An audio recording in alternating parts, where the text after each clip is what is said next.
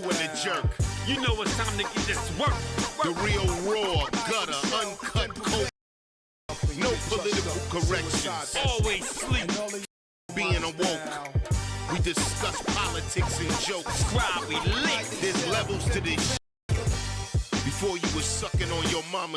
Harry Spears don't give a fuck. We talk about race a lot, racism. Sexism. Much love to my loyal bag holders. Rollers.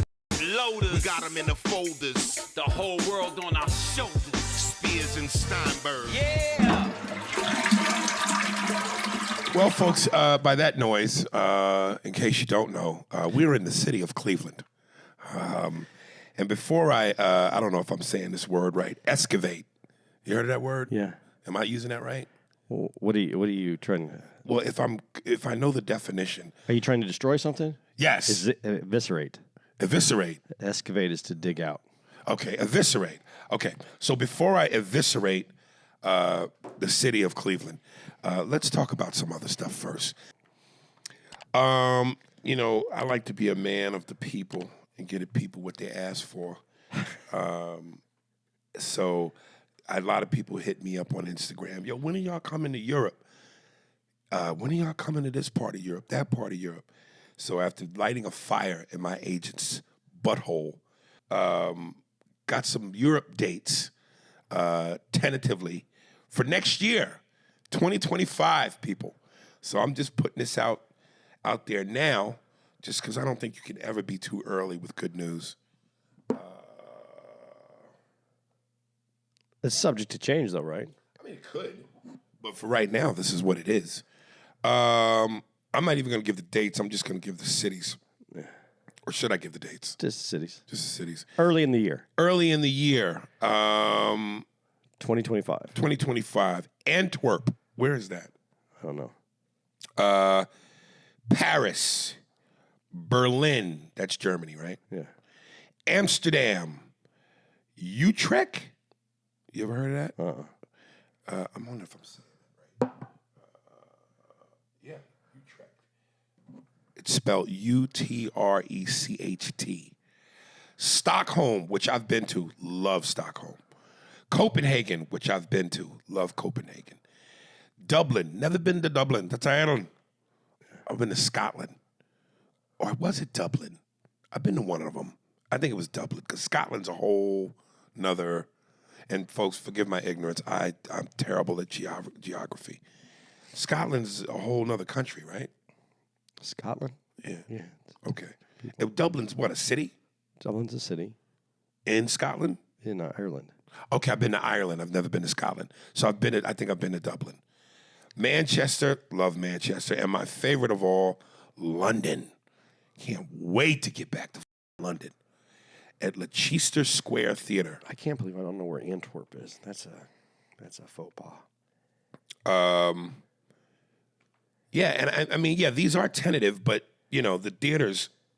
The theaters. Why is it starting so early? What?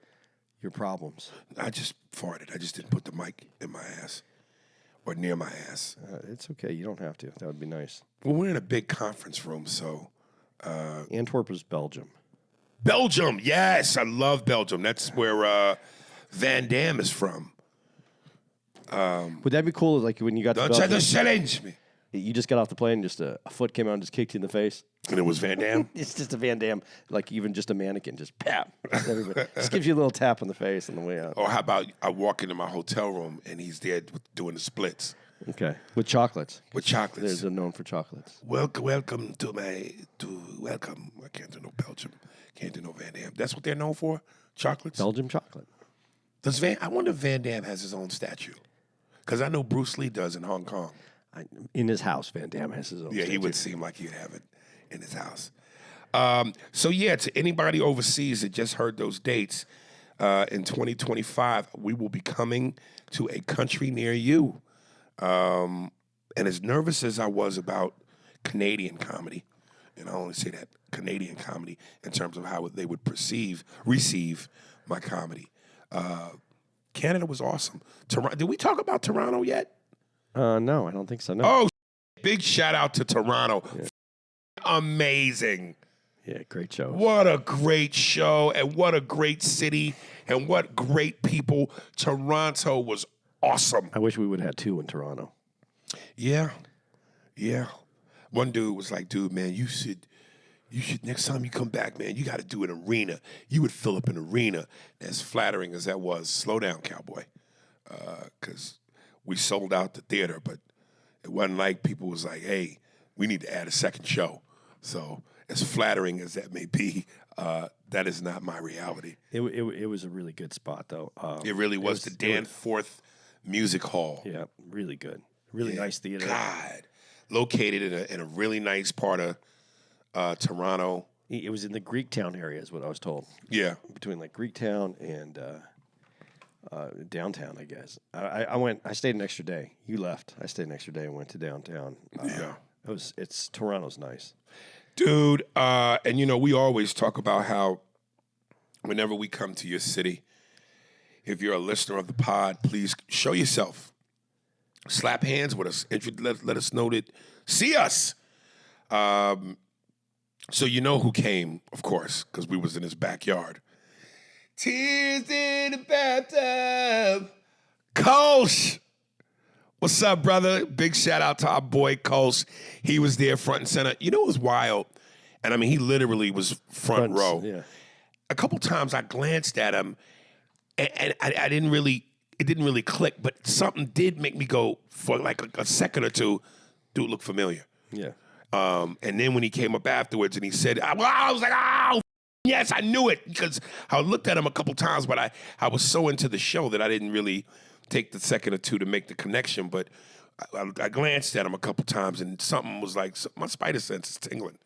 And then, of course, when he introduced himself, motherfucker's tall. Yeah. I didn't for some You reason. thought he was going to be little? I just didn't picture him being that tall. No, it was a cool dude. Yes, I'm sure his feet hang out the tub. Yeah. Kolsch, man, glad you came out, brother. Thank you for the support and love. It's good seeing you, brother. Hopefully next time we come to Toronto, we link up again, man. Much love to you, man. That hotel though that we stayed in. Well, that was that hotel, dude. Oh, I'll give it a shout out even so that everybody knows not to go there. The Don was it Don Ho? It looked like Ho's stayed there. Don Ho. It wasn't Ho, I don't think. Whatever it was, Don Ho. You thinking of it in Hawaii, right? Yeah, it was Don something. Don, I know it's Don. I'm mad that I'm not going to remember it right now. As opposed to any other time, you're not mad. No, yeah, I'm mad about this one because I wanted to throw this one out there. It was like it was not good. Next time I go to Toronto, and I know they got some nice 5 stars in Toronto, but the promoters put us up in a hotel that if I had to stay more than one day, I would have left. Yeah, we were only there for a few hours, basically. Really. But it was, it looked like maybe like a Best Western on the stroll. The stroll, like we're like we're junkies and this wasn't it. It smelled like feet in the hallway, and I did tell the promoter that he goes he didn't know because he's not from Toronto, right? And that was recommended for him because I guess a lot of comedians stay there. I don't know which comedians. Yeah, it's just literally starting out, but that ain't for the king, son. No, that was a little rough. You still looking for it? Yeah, if I find it, I'll say it, but I'm not going to find it. I know I'm not. And then, I would have liked to have stayed in the city a little bit longer because, the one thing, we went to Edmonton, Calgary, which of course are, like the smaller places. And then even now we're going to Ottawa, Quebec, Montreal I kind of dig, which is kind of like, again, it reminds me certain aspects of New York. But Vancouver, Toronto, man, will you give up on that? Vancouver and Toronto is such a big, bustling, major city. And, of course, me being a city boy, I like that big atmosphere. So, I haven't been to Toronto in a gazillion years prior to that. So, I would have loved to have stayed a little bit longer and just explored the city. But you had to get back to New York. Yeah, I did, which is why when you go, only stayed there for a couple hours, it was like, got in town, literally chilled for a couple hours, had to go do sound check, had to rush back, had to change, do the show, come back, and then I had to be up at 3:50 in the morning so I could catch my flight to New York to go promote the Gadden. And did the Breakfast Club with Charlemagne, Envy, and DJ Envy, Charlemagne, and Hilarious Jess, who I never met. Just hilarious. Is it Jess Hilarious? Yeah. I thought it was Hilarious Jess. Jess Hilarious. And she I didn't know that's how off She replaced Angela Yee. I didn't even know that happened. When did that happen? Oh, wow. Angela Yee got her own show, and Jess Hilarious Jess, right? Just hilarious, yeah. Yeah, Jess Hilarious replaced her. And I told her, too, I said, sweetie, every now and then I'll go to a city and I see you're coming. And I've never met you, but now that I've met you, I just want to tell you, you have some of the sexiest lips I've ever seen. And she liked that. Yeah, I haven't listened to morning time radio in forever. Really? Yeah, I'm asleep. How you feeling today? I'm still sick. Yeah, I could tell your energy is a little... I got a cold on my way back from Toronto, and then but then it was just starting when I got back, and so then by the time I got out here, I had that head cold, that just snotty grossness head cold. So I'm feeling better today, but I need to take something in a second. Yeah, I feel like your little pep is off your step. Yeah. All right.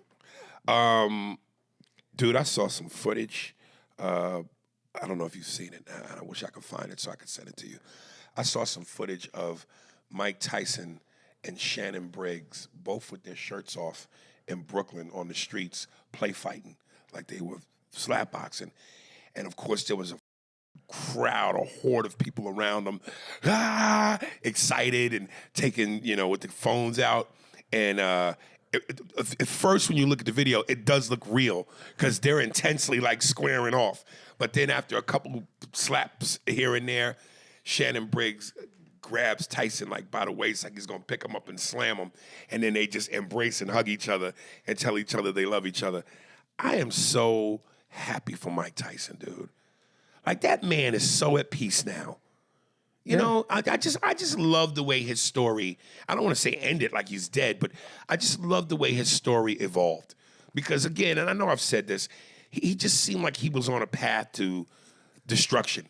And I thought it was going to end either in jail or in death. And the way he has turned his life around, man, and he's at one. He's at peace with himself. He knows who he is. He's happy with where he is. I love him.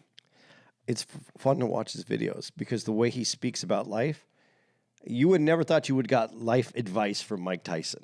Yeah. But when you listen to his videos and the things that he's saying, it's very profound. I mean, but he's always been that. It's just but I'm listening to it now. Right. Before, why would I listen to this crazy dude, man? He was crazy. He was you till you love me. Yeah, that guy. In front of everybody. And then but now, man, you want to listen to what he says. I'm telling you, I watched that video again where he says that one where he goes, you have to go now. Yeah. And man, that had to be a turning point in his life, I think, because he was able to articulate best he could. I'm not going to be. It's not going to be comfortable for anybody else to be in this room. Right. You need to go. Right. You need to go now. Right. And then I always saw it cut off there. And then I saw the other part where, and he goes, "No, I'm serious. You got to go." Right. And when I saw it, I was like, "Oh man!" And to go from there to where he is today, you're right. It's could amazing. you just imagine him being 60 and him still having that same venomous anger? I know there are some dudes who probably are in their 60s or even 70s who are just some angry old. But I imagine that the older you get, you just can't naturally hold on to that anger, and the stress of holding on to that might be your demise. So I think everybody, as they get older, they just naturally loosen up and become kinder, softer, gentler. But to see him at that, knowing where he was, that's just remarkable. But honestly, be honest though, did that take away from who he was as a fighter? As he tried to become more of a human, to be really honest, to be a human, to be able to see what was coming, make changes in his life, try to handle life in a different way without the aggression. Did that change his boxing career? You know, I know we touched upon this before. I say no, because before he went through 3 stages. First stage, when he was with Cuss and Kevin Rooney, he wasn't any of that. He wasn't angry like that. I'll f you in your ass. He was a cool young kid who was just as ferocious. Then he went through the ferocious stage of everybody's taking advantage of me. Don King has screwed me. Robin Givens never loved me. Her mother was the world. Then he went from that to where he is now, the gentle giant. Well, he's not really a giant, but the gentle, I'm looking for a word that describes somebody short, but you know what I mean. Yeah. Yeah, no, I however that worked out for him, I'm happy it worked out. Yeah, it was a beautiful thing to watch, and I really wish you would see the footage, because it looks so intense the way him and Shannon, and it's like a real street fight. But dude, when Shannon looks like he's about to slam him, yo, they both hug each other, smile, laugh. He goes, "I love you, King. I love you, champ." And the people around him are screaming and going crazy. It's such a beautiful moment, man. It's just such a beautiful moment, knowing where he came from. I just, Mike Tyson is a treasure, man. You know, and not only that, it's like you could tell the people genuinely embrace him. Yeah. You know, even the ones who may believe, you know, oh, the rape beef, but most people know that was, you know, so for the people to, you know what I'm saying, put that away and embrace him, that's just gorgeous, man. You know, it's funny, before I came back to LA after I did all my press, I usually like to stay at the Sheraton Times Square in New York, and right on the next block over is a Ray's Pizza, and right next to that is an Irish pub. That's usually my 2 spots. I go to the pub, have a couple drinks, I get a Ray's Pizza, I go back to my room and chill. And as I was sitting out there, I think you might have heard it. I was on the phone with you, and a couple people were, Aries in the picture, blah, blah, blah. And one dude said to me, "Hey, man, I'm glad you came through that, and you still here, and you standing, and blah, blah, blah." And I know my ain't nowhere near on the level of Mike Tyson's, but that's just what I'm connecting it to know that even though there's been about you said or whatever you've gone through, that there are people out there that genuinely want to see you win and are happy for you when you get past the and they embrace you. So I love that. I don't think that you can get into a place in life where you are successful without people hating you. I just mean that. I mean, most people go through life as indifferent to the world around them. What I mean by that is people that you don't know you. Yeah. So they have to make a decision whether they would like you and want you to succeed or would rather have you fall. Yeah. And most of us, me and most of the people in the world, aren't in a position where someone who doesn't know us gives a shit about us one way or the other. But I do believe in that positive, negative energy thing. And so when you have a lot of people out there that know you and don't know who you are and send that bad vibe out to you, I think it affects you. I really do. And that's why it's important, like you said, that there's enough love out for someone like Tyson, for someone like you, where people go, nah, f that. You know, you're real. I'm with you no matter what. You know, that's what you need. Yeah. Because there's so many people. If you're not, and I don't think many people consider that. All fame is that everybody knows you and you don't know them. Right. And imagine just the people you know hating you. Now you have a whole group of people that you don't know at all, and they just hate you for whatever reason that someone else decides to put out there. That's a tough way to have, and you have to fight through that energy. You have to fight through that horribleness. Yeah. I think that's rough. I don't know how I would handle that kind of adversity, to be honest. You've done a great job. I don't know how I would handle it. Yeah, well, from one piece of news to this, I'm officially announcing my retirement from Cleveland. I'm done with this city, man. I will never perform here again. And before I continue, big shout out to a couple good Clevelanders who always support us. My man that comes out and brings the cannolis and the and the pastries. He's here every year like clockwork. Big shout out to that dude. I love that dude. He's always looking out for me and Andy in terms of the sweets. I can't remember my man's name, but the black dude who he couldn't make it. He hit me up on Instagram and said he couldn't make it this weekend, but he's been here before. Yeah. He's a Clevelander. I love you too, but other than that, I hate your city. I hate this city. It stinks. It stinks. I hate it. These people here are so miserable. They're miserable. Cleveland stinks. Dude, you had that set that you really liked with that one group. The one. We always say there's the one, be it good or bad.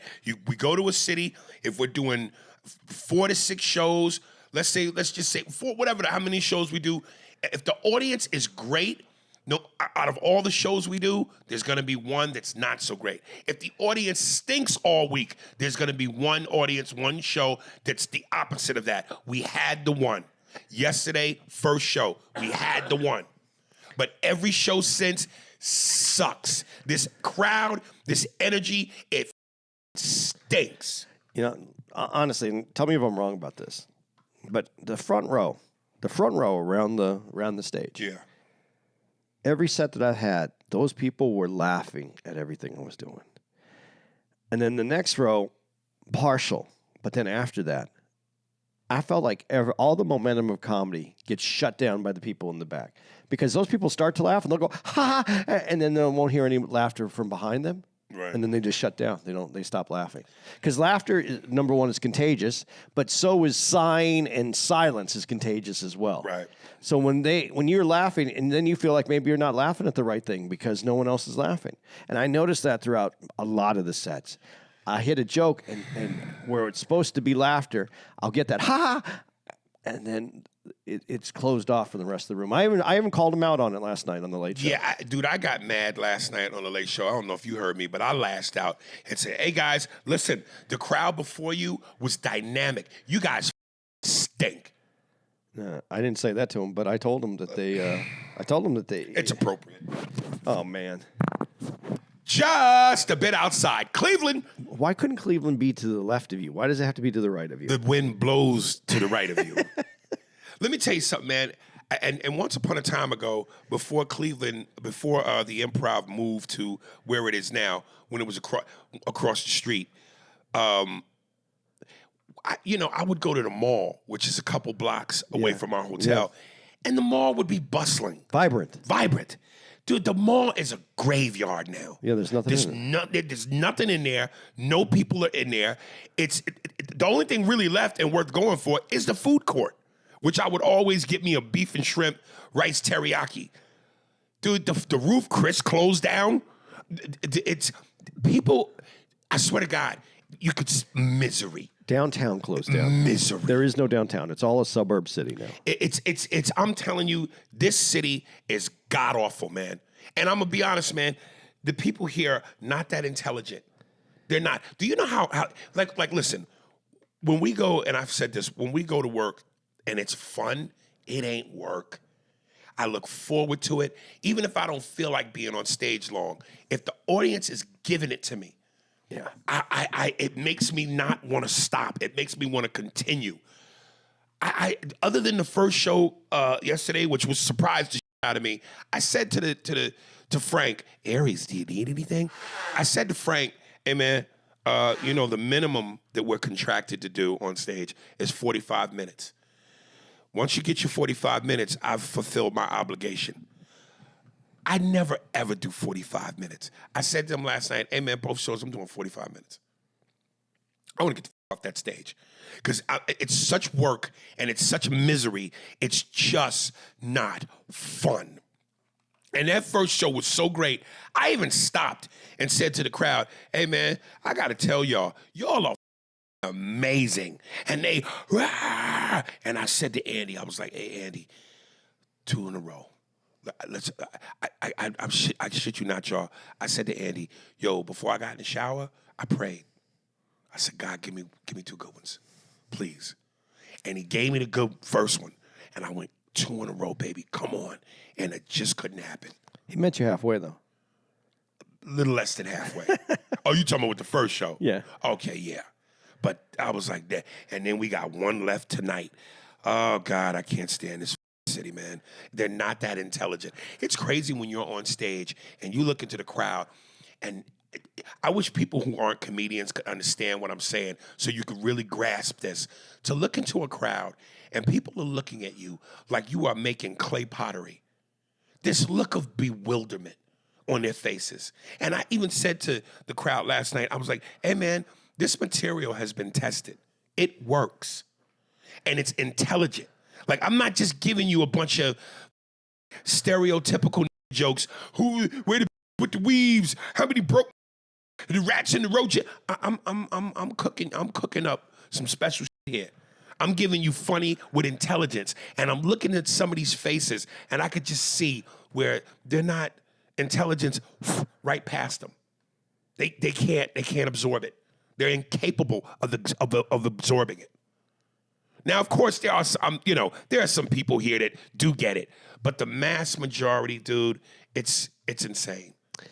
I think that, and I'm generalizing, but I think in Cleveland, downtown Cleveland, I think people have a hard day, man, and they just want to laugh. They don't want to have to think. No, they don't. They just want to laugh. They just want to. They don't want to think, though. They want something that just makes them laugh, and so it doesn't make a difference if it comes with anything. They just want to laugh, and neither of us do that kind of work. I mean, I don't come close to doing that kind of work. I don't have any like 1, 2, 3, laugh. That's not my. I'm a storyteller, and you got to listen to me. And that hurts because there's going to be moments in there that you're going to listen. There's no laughs, and so now what are you listening for? I came here to laugh, man. I had one dude put his head down on the table on Friday's show, second show. Just put his head down on the table. Like laid down? Yeah, like just done. He didn't want to hear me anymore. I was going to... And I was watching. I wanted to call him out, but I'm actually enjoying it so much because it's funny to me. I didn't say anything about it, but I should have because the whole audience would have saw it because he was dead center, third row, just head down on the table. Okay. Dude, and again, I could like when you go DC Improv, Houston Improv, back when it was open, Gotham, New York, Helium, Philly, Stress Factory, New Brunswick. Vibrant cities, the downtown, the area around the hotel, the energy, the intellect, there's a pulse. There's no pulse here. Like, dude, and I said, okay, the moment I do the prostate joke, I even totally omitted me doing the whole thing about when your boys say, because I could see it in the faces. I'm reading the body language. These homophobic ass ain't even going to allow themselves to open up to embrace what could be funny. I see it in their faces. All the black dudes with their face. You're not even going to open yourself up to try to listen, to embrace what could be a good joke. You're so closed off and closed-minded and limited in your thought and in your behavior. I hate Cleveland. I hate this city. I'm done. I'm not performing here no more. It's down. You know what? You know what's going to eventually happen? I think. I'm not sure, but this is what I think. Like in Chicago, where they opened up the Improv, but it was in Schaumburg. It's not in Chicago proper. It's not downtown Chicago. Right. I think they're going to find that space out here, and that's where they're going to. Where? In like a suburb? Yeah, in an Improv. Well, try that, because I'm done. I'm retired. Because I just not enough people live down here like that. But people come from those places. Yeah. So if they're coming from those places, even if you put the club in the suburbs, they're coming from there anyway. Yeah, it's just, I don't know. I just think it's going to be different. You got such an optimistic... Dude, Cleveland has such a rich history with the country. The key word is history. Yeah, it's done. Every city's going to eventually come back. There's infrastructure here. There's a reason to be here. I don't know why this one's having such a hard time coming back. Dude, like that line in The Magnificent Seven when Chris Pratt says to Ethan Hawke, "This man's a legend," or is that all you are? Cleveland, it's that's all it is. It's legend. The glory days are over. Hopefully they find it again. All right. I hope you guys watched it on Netflix. Wham. What'd you think? It's good. It was good. I never seen that one. Really? Never seen that one. So you've seen other? Yeah, there's been other little Wham. Listen, dude. Here's what I didn't know, and I really wasn't a big Wham guy. I mean, I knew all the hits because I heard them. Yeah, and you were old enough. You were dancing. That was high school, right, for you? Yes. Or just junior high. Junior high. Yeah. High school. Okay.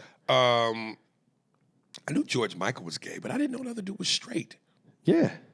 I thought he was gay too. I didn't know George Michael was gay until later. What? Until later. There was so many giveaways. Dude, all I knew was that every girl was in love with that dude. Well, of course. Which will bring me to one of my other questions. Dude, when you have tons of that much homosexual energy, and women clearly know, do they not care and they still want you, knowing they can't have you? Now, I want to talk about this for a second because I thought about something while I saw this. Right. And there was a time when, no, seriously, I want to say this, and I know it's not going to come out right, and I'm going to f this up. I'm going to say it anyway.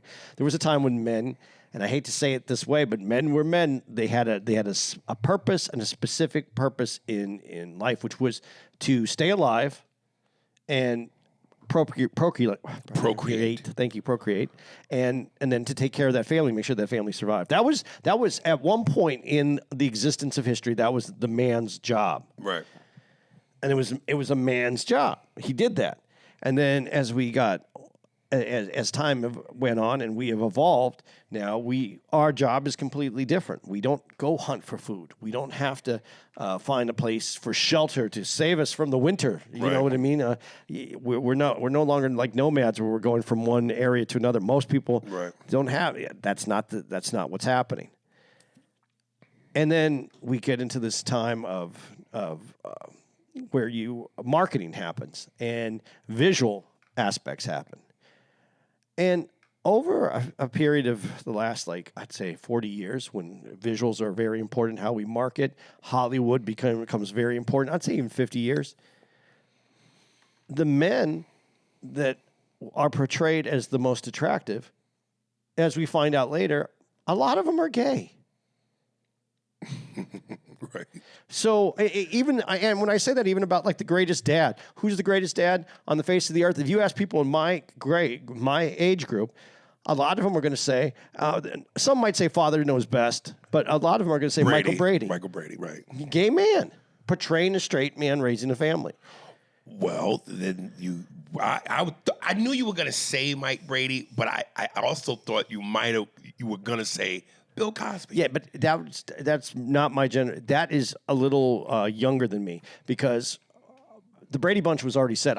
Well, here's the difference too, because there was only 3 channels, and then there was that 4th channel, which was the local channel. And I used to come home every day from school at 3:00, and the Brady Bunch would be on. So that was that's ingrained in me that Mr. Brady's the dude.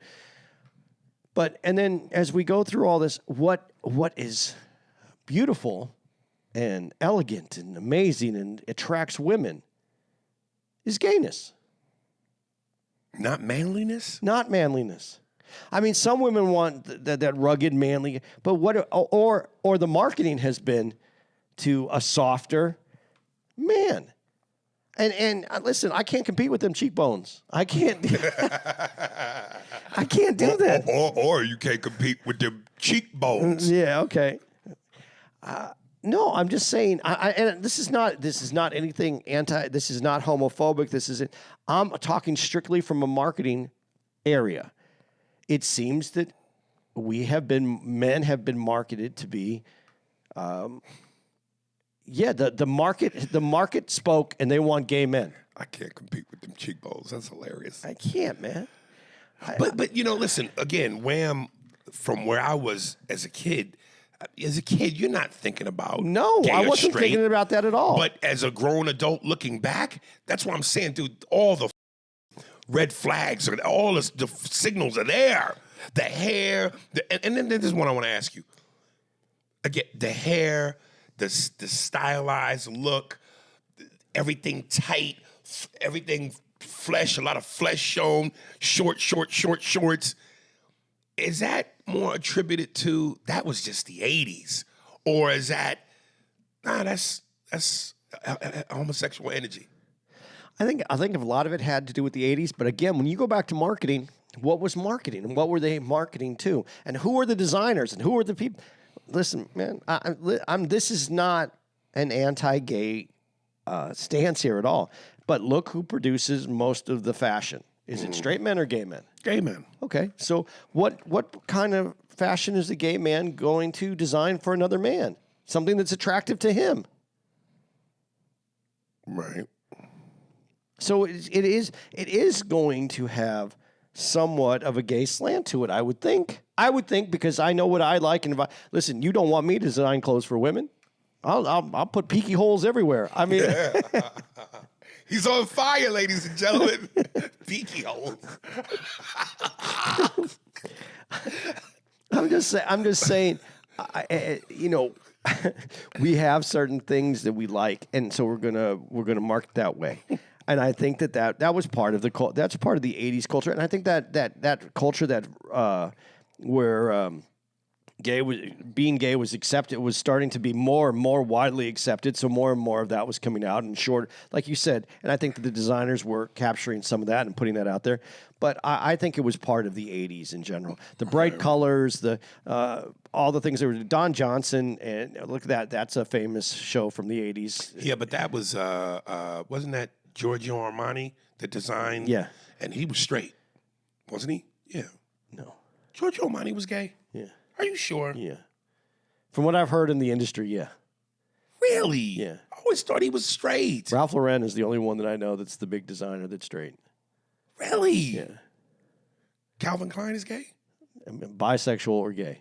I always thought, and when you say design clothes for men, but Don Johnson was in the 80s, that was the look. Dude, listen. Him and Philip Michael Thomas. Listen, Giorgio Armani, I'm going to tell you right now, hands down, I don't support. I have issues with some stuff, but here's the thing: best designer for men ever. The movie, what's the Kevin Costner movie that? Untouchables. I think that's Armani's first movie. Really? He designed. Look at the clothes in that movie. Yeah. They're so on point. He stayed to the time period, Right. but he made everybody look bad. Right. Best designer, but his women's clothes. But his style is elegant. His style is about elegance, about beauty. It's not about. It's classic. Right. So he falls under a different category. Hands down to me though, probably the best designer that's ever been out there for men and women, and how he designs. So. I have some ideology differences with him, but other than that, awesome designer. I don't know, man. I'm just saying. I think we've been marketed to be. Let me rephrase it so no one thinks I'm being homophobic. I think we've been marketed to really go more to our feminine side. What is that called when you're what's a man that when they do a lot of feminine, straight guys wear a lot of feminine looking clothes. There's a straight guys wear a lot of feminine. The way they groom themselves and everything. There's a word for it. Oh, I know what you're talking about. Damn that word. I know exactly what you're talking about. And everybody else is yelling it right now. Yeah, I know. I know exactly the word. That's how I should be saying it. I shouldn't say. Right. I shouldn't say in gay. I should say that it's more of a feminine. It's a more feminine look, but it's about being in touch with your feminine side and being able to give that out. Not metrosexual. Metrosexual. That's what I was looking for. That's to be in touch with your feminine side, and I think women desire that look because it seems to be what they're attracted to at all phases. You know, I would love, this is another one where I would love for women to speak up, because when you say women are attracted to that look, I don't know for sure, but I feel like you're wrong on that. I think there are some women that could dig the stylization of that look, but I think most women want to feel like when they're with a man, they're with a man. Yeah, but they don't want to be with they want that man in moments. They want the other man to maintain them. I would really like to hear. I would like to hear it too. Yeah, ladies, I'm putting signal in the air. Well, Meet then me on the roof like Commissioner Gordon. Why are these other guys so popular? If I'm wrong. Well, because it starts with how beautiful they are. Okay. Women are attracted to them. To their beauty. Okay. Yeah. They don't. I don't even think I think whatever they have on is secondary. They're caught up into the look of who this person is as a human being. But that beauty usually, I'm saying, Hollywood. They'll take whatever comes with it as long as he's the first thing in it. I don't know, man. I just think that we've been feminized a little bit. Well, then let me ask you this. Because I said, when you look at the popular rock bands of the 80s in the U.S., our thing was big hair, tight leather pants, dude's eyeliner. Androgynous. Def Leppard. Van Halen. Bon Jovi. So I'm like, 80s bands from London.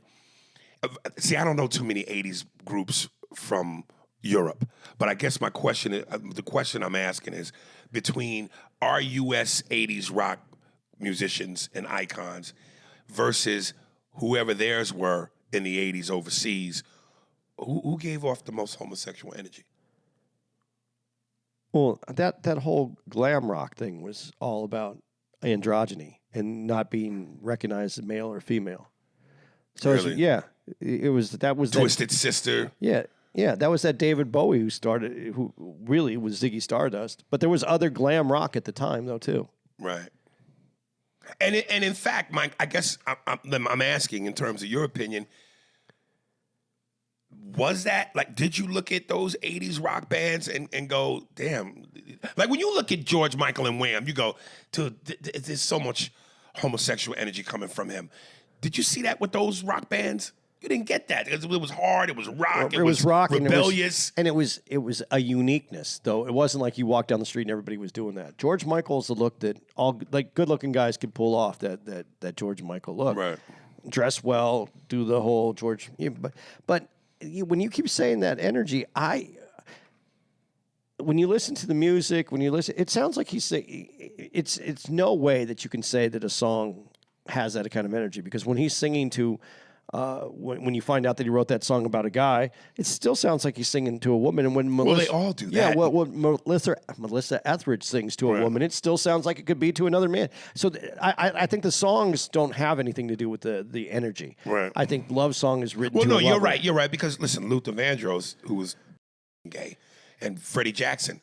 You know, all their songs, you know, what you just said, sounds like they're singing to women, and they probably were for the intent of the song to be marketed and sold to the masses, but in their heads. Well, it was being sung to a lover, and so the lover that is intended is in your head. It's not in the song.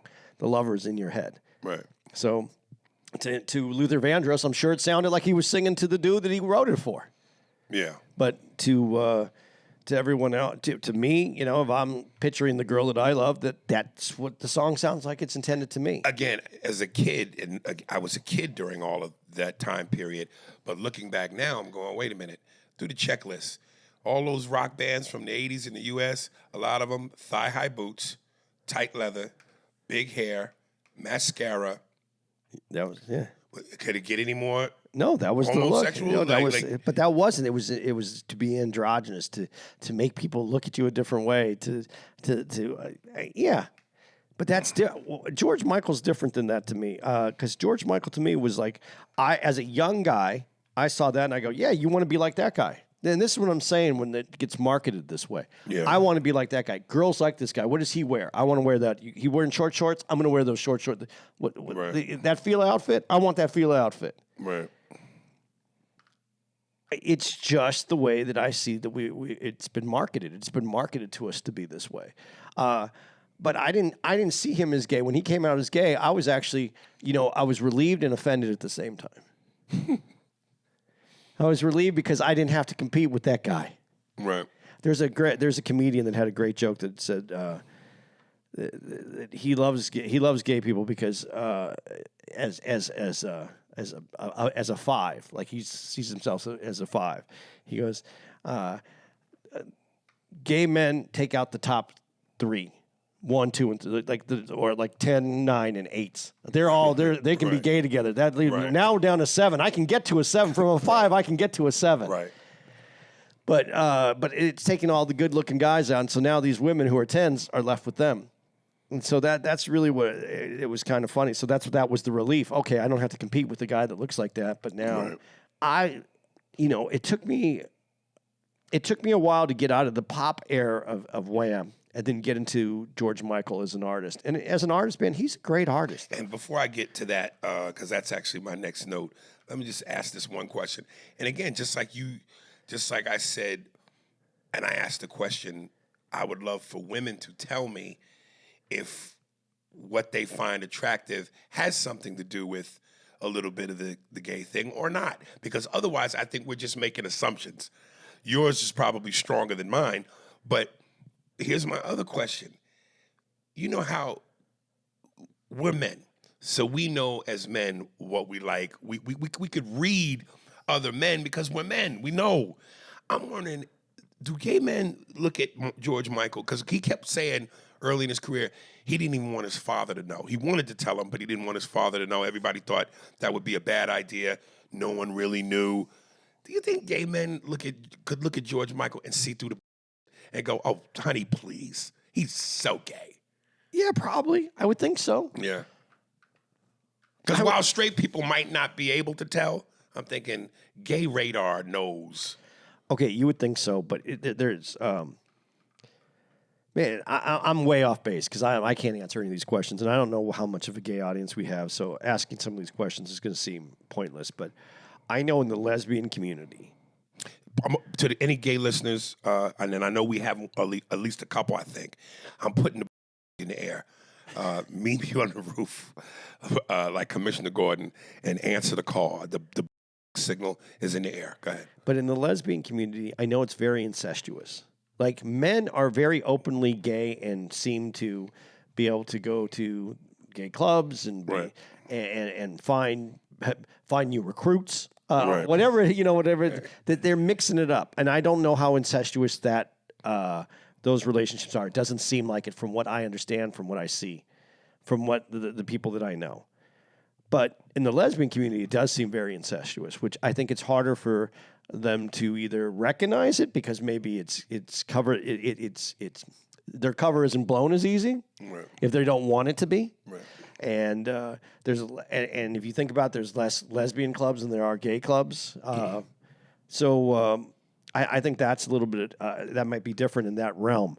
Right. But for the men seem, listen, man, gay men seem to have a great life. I'm going to be really honest. It's a more you're not trying to. I love women. I'm about to get married. I love my girl. But you know what men spend this is why men aren't successful sometimes. Men who aren't in serious relationships with women are usually more successful. They can move up faster. When they're successful, when they're not successful, it's because they're spending most of their time trying to figure out what the this chick is thinking. We spend so much time trying to figure out how and what. I'm perplexed by this thing. We spend so much time trying to figure out women that we get behind on regular life. And guys, we understand each other. So the gay idea is, I understand why it makes sense. You're gay, you know what the other person's talking about. Hey, you want to go to a game? Yeah, well, it's $75 for the game. I'll pay my $70, you pay your $75. You want to take your girl to the game? Oh, that's $150 for a game. From your pocket. From your pocket. Right. It's a completely different kind of relationship. Yeah. And so I get it. And then if it's open and it's fun, yeah, I get that. I understand it. I couldn't be involved in it. I'm not against it. People do what they want to do. I couldn't do it. It just doesn't make sense to me. The beautiful evil that God has created, as difficult as they are, when you get that dog and you get that, you buckle down and you go, sign me up for difficult. No, dude, there's a lot of guys that are plenty happy. And I'm going to say this about it, dude.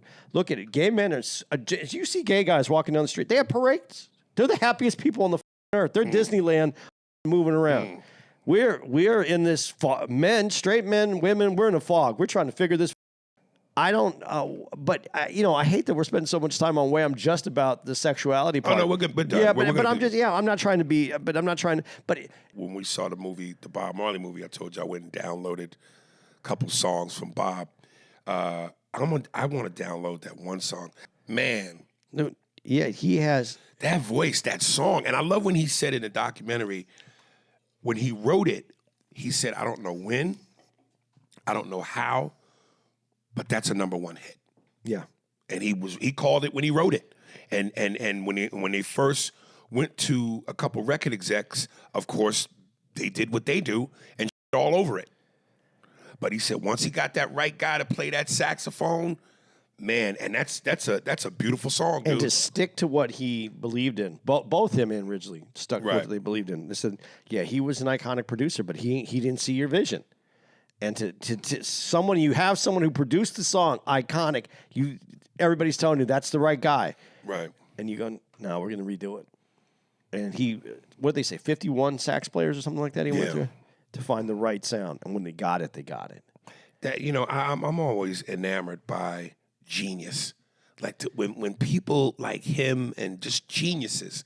We talked about it with Quincy Jones. We go through them all, Michael Jackson. When you know something that everybody else just don't know, because you have that genius in you. It's a beautiful thing to watch. It's inspiring. Well, to understand the genius, we're going through this thing right now in the world, which I think is really interesting that people haven't seen yet. As we look back on what other people have done throughout history and go, God, if I was there, I would have figured that out. I could have been a billionaire. I could have done these. But no, because at that time, no one's done it yet. And right now we're in this social media, this internet world, and the innovations that are happening are just beginning. We're almost in like the Wild West of this internet. And there's still a lot of things to come from this. And people, with the new AI that's coming, people are going to look back 50 years from now and go, younger people are going to look back 50 years later and go, God, if I was there, I would have been able to figure this out. No, you didn't see it. People don't see it. I remember when the internet first started, I said to these guys that were real estate guys, I go, we should develop a site where we can do real estate online, all 50 states. And they go, nah, no one wants to do that. Now that's the only way you do real estate is online. But people don't have a vision. They don't have a vision. They can't get out of their way. Can you just look up George Michael's hits? Because I know when I hear the name of the song, I'm gonna go, that's it. And then I Careless Whisper song? Yes, I think that's it. It's called Careless Whisper. Yeah. Here, but I'll look at George Michael hits. Yeah, now that you said it, I think that is it. As a solo artist, right? Yes. Faith, which is a great song. Careless Whisper is number 3. Faith, Father Figure is number 2 on this list. Don't Let the Sun Go Down on Me with Elton John. I don't think that's a good-looking right there. Absolutely. But I could also see where a gay dude's radar could go, he's gay. Well, I didn't have that radar because I didn't know until later. I think you have to be gay to have the radar. Well, good for them. They need that. Dude, that 1.2 billion. I have yet to see, and I don't want to say I'm sure because I'm not, but I've never seen on YouTube a Michael Jackson song with that many downloads. I'm sure he's got to have one. Yeah, and I'm sure it depends on how many.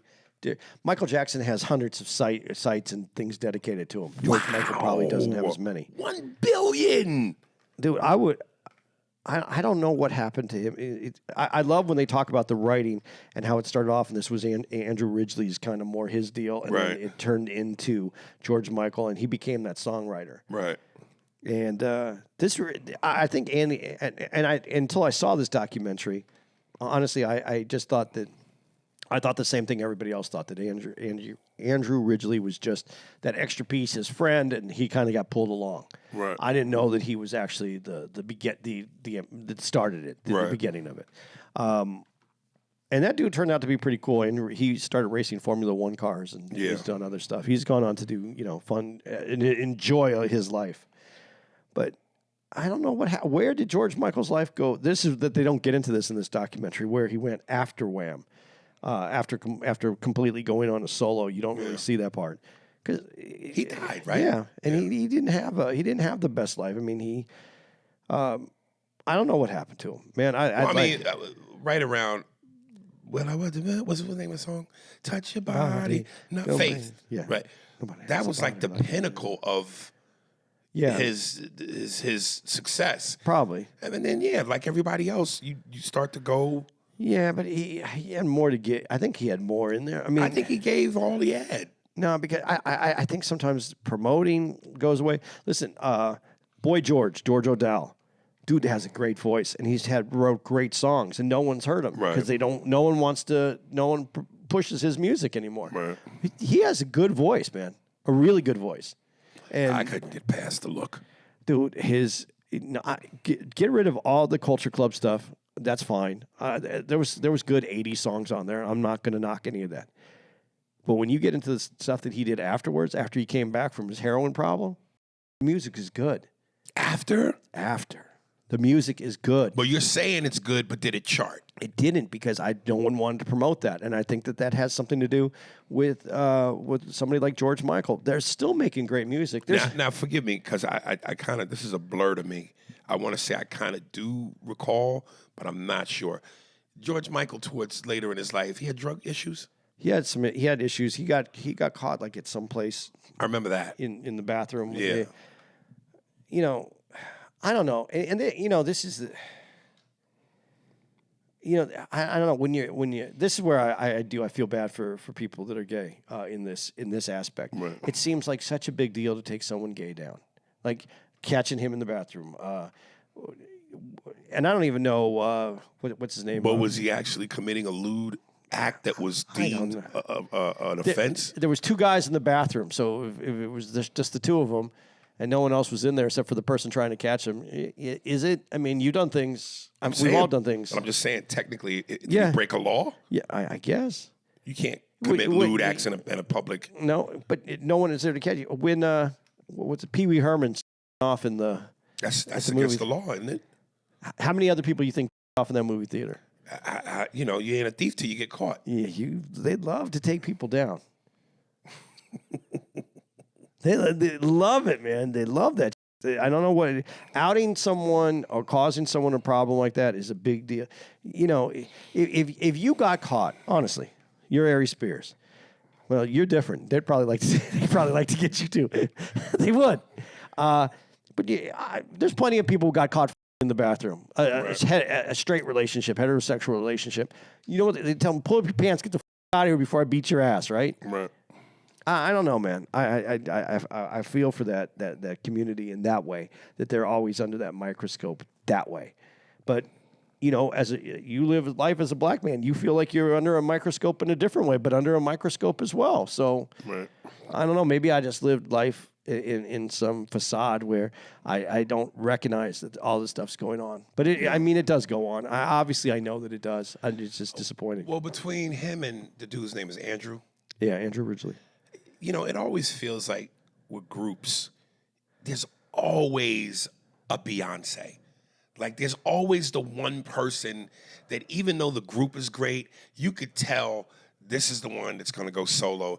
This is the one that's going to have the best career. I mean, you look at NSYNC, Justin Timberlake stood out like a sore thumb. You look at the Jackson 5, Michael Jackson was the sore thumb. You look at Destiny's Child, Beyonce was the sore thumb. You look at the Rolling Stones never went. Did Mick Jagger ever go solo? Yeah, No. he did. No, Okay, Mick Jagger. But he never had hits as a solo artist. He's definitely the band. He's definitely the but band. you could always tell there's the one person who outshines the rest. Well, Paul McCartney and John Lennon both went out and hit it on their own. Actually, but that's probably rare, though. Probably, and actually, all of them had hits on their own. Right. Even Ringo Starr, the people that they say, I hate calling people the least talented, and it's funny because when you're the least talented on one of the biggest bands ever, How you're not? It sounds demeaning to say you're the least talented, but if you're on the best of the, But everybody ain't gonna be on the same level. but that's what's weird about it. It almost sounds demeaning, but it's not. If you're in the best band ever and you're the least talented of the best band, you're probably more talented than most everybody else in the industry. So it's not really on you, but it's recognizing the other people, I guess. I mean, even in rap, you know, you look at the Locks, Jadakiss, you know, Chic Luch, Styles P and Chic Luch. Yeah, okay, but Jada's the dude. So, you know. Yeah. Wu-Tang, though, you can't do that to Wu-Tang. Yeah, you can. Method Man. Yeah, but other hits have come out of there. Yeah, but Raekwon, yes. Ghostface, yes. But Method Man is the most successful dude out of that group. Yeah, especially in all And the rest of them, when you go the least talented in a successful group, Capadonna, I forget these, You God. This is the biggest group ever, though. Yeah, but the rest of them really didn't do shit. But it's a huge group. It wasn't like we're not talking about a 4-piece band. Right. There's 85 in that group. But yeah, clearly there's always the one guy, and it was like obvious. Like it almost felt like at times you wanted to go, and what does Andrew do? And that's really what everybody thought. But, you know, also the other thing is when you watch this and you see George Michael, this is the thing that you don't get to see that I didn't know. I didn't know George Michael was a pudgy little kid from Egypt. Right. You know, and so this is the thing that people might miss too. When you're a pudgy kid, as a young kid, and people made fun of you for being that pudgy kid, even when you get skinny and you're in shape, you're still a pudgy kid in your head. Yeah. You're still fighting the pudgy kid thoughts. Really, you think so? Yes. Even as you're looking at yourself in the mirror, Yes. glistening with sweat and a six-pack? That's why you go in the gym every single day. With the guy who was always... I said this, I dated this one girl, and she was unbelievable. And her sister was a little... and she was going to the gym. I hate that word. This is in college. She was just a little puffier than her sister. And she's working out so hard, and everybody said, and she's always trying to get the attention the other one got. I was dating the hot one. Well, it was not, but I said to her sister one time, I go, I saw her after we broke up, and her sister goes, "Well, it's too bad you broke up, but you know, she didn't like me anyway." That's because you know it's funny. I go, I know you don't like me that much, but I'm going to tell you this: you're going to be the hotter one as you get older. And she goes, why do you say that? She thought I was trying to. I said, no, because I go, your sister, she came out hot. She didn't have to do anything for it. You're working for it. And you know what effort it takes to be hot, and you're going to keep doing that. And I saw pictures of them recently. And she was? She's the hot one. Really? The other one's, she's still hot, actually, but she's not the same. You got to, sometimes you have to have that to get to the gym every day. You have to have that thing inside you. And then that's also what makes you want to try harder. And Andrew, when they started hitting, when Wham hit, Andrew wanted to go out and party every night. That was what he said. He was out, he was partying every night. And George Michael's back there trying to figure out how to be the biggest that he can be, to squeeze everything out of this business that he could get. Right. Coming out with all those natural gifts doesn't actually give you anything. It can almost be an albatross to hold you back. Look at you, albatross. What does that mean? Weight to carry. Wow, you're amazing. It's sometimes you're there, sometimes you struggle. Like what the man? I'm always struggling. Okay. It doesn't stay connected all the time. It's in here. I'm like a record with a bunch of scratch grooves. Okay. And you know what was good to see? When they finally got to what was their end, Wham, this is the final concert. We're breaking up. We're done after this. I'm going solo. It was cool that it didn't end in the stereotypical way that bands end, which is disharmony, fighting, yourself, you go your way, I go mine. They really went from childhood friends to one of the biggest bands of the time. And when they finally decided to call it quits, they went out on their terms as friends. Nice, beautiful ending. Well, yeah, it was nice. It was kind of weird, though, when you see the Live Aid things. And George Michael's a star. And George Michael had to bring Andrew. Mm-hmm. Andrew wasn't invited. George Michael had to bring him. Oh, I didn't know that. Yeah, they said in there, he goes, I must have missed that. He got to sing some background stuff. Wow. But there's something to that, and you have to have such self-security inside to not let your ego decide what you're going to be. And if Andrew had ego, that wouldn't have worked out that way. Andrew had ego. Yeah, Andrew, his ego was completely in check. He saw his friend that he actually loved, grow to a place where he could go to this next level, and it was never part of Andrew. It didn't seem like he was okay with that. Yeah. And otherwise, he would have wanted the same, or he would have felt that he was deserving of the same. And that was amazing. That's amazing in a relationship that you don't see every day. Yeah. Ego is usually what destroys everyone, especially especially in entertainment. Yeah. Because we're all sitting there just like, will you like me, please? Can you will you like me more? Can you please like me more? We're like dogs. Yeah. That's all I really got, man. It was really an easy watch. It's worth seeing. People should check it out. Oh, I want to ask you this real quick. How'd you feel about "Wake Me Up"? Wake me up before you go. You know, it's so campy. It is. It's such a trash song. But if you're gonna go with pop, like a poppy song, come on, wake me up before you go. I used to play that on the dance floor. The dance floor would get packed out. Yeah, because people like a little of that cheesy. They love people. As much as people don't want to admit it, they love cheese, man. Put a little extra cheese. Oh, people love cheese. Dude, we're going through a cheesy experience in our society right now, and I'm watching all this happen. I'm really enjoying it. Right. But we all want people are putting extra on everything. Look at every designer now. Right. There's extra. The logo's 12 feet tall. Everybody's putting extra on everything right now, and that's that same kind of song. It's that same thing. But I loved it because you'd put that record on, easy record to mix.